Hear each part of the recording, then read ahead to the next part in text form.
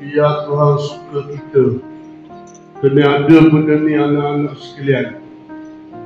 Kalau dekat sekolah lain, saya akan sebut bagaimana nak bagi Tuhan suka kita. Solat jangan tinggal. Tapi untuk awak al-atas, saya tak perlu pun cakap solat jangan tinggal. Awak kan sekolah agama, confirm awak bak solat, awak jaga. Saya tengok ayah mak pun semuanya ayu-ayu semuanya.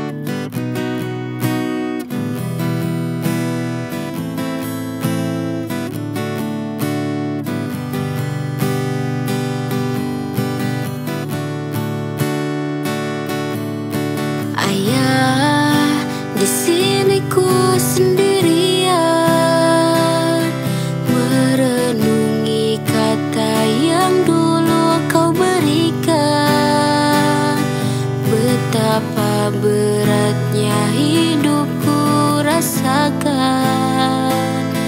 Ingin ku bertemu, katakan ayah, tolong beritahu ibu. Ingin memeluknya tapi aku malu. Malu jika ku hanya bisa mengeluh.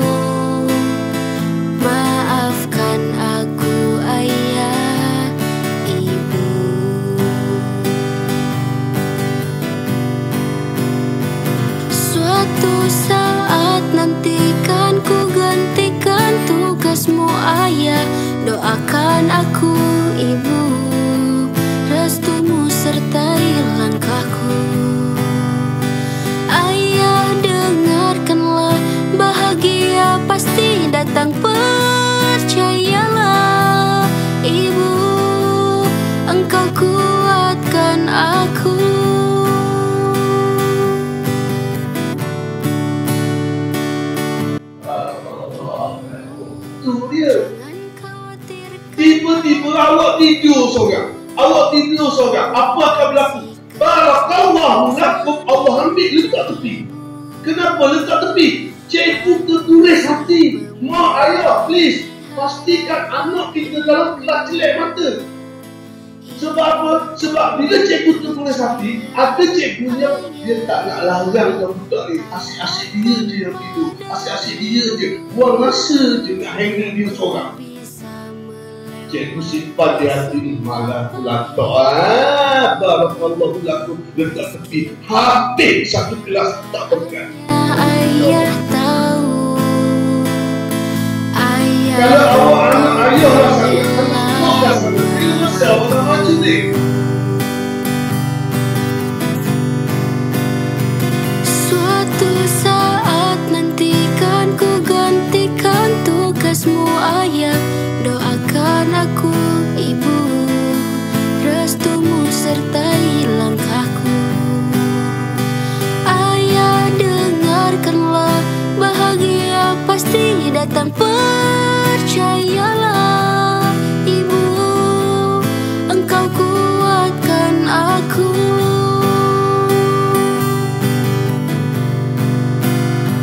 Suatu saat nantikan ku gantikan tugasmu ayah. Doakan aku ibu, restumu sertai langkahku. Ayah dengarkanlah, bahagia pasti datang, percayalah. Ibu, engkau kuatkan aku. Ayah, engkau penyelamatku.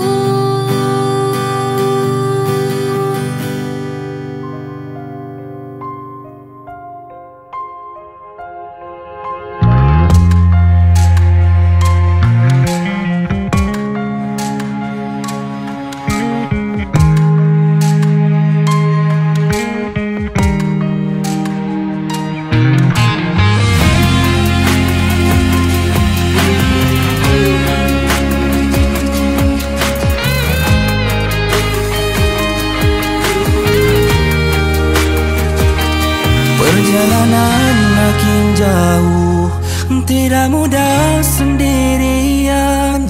Ada waktu ku teruskan, ada waktu ketakutan, kadangkala sendirian, perang dengan perasaan. Tiada teman yang paling indah selain doa-doa.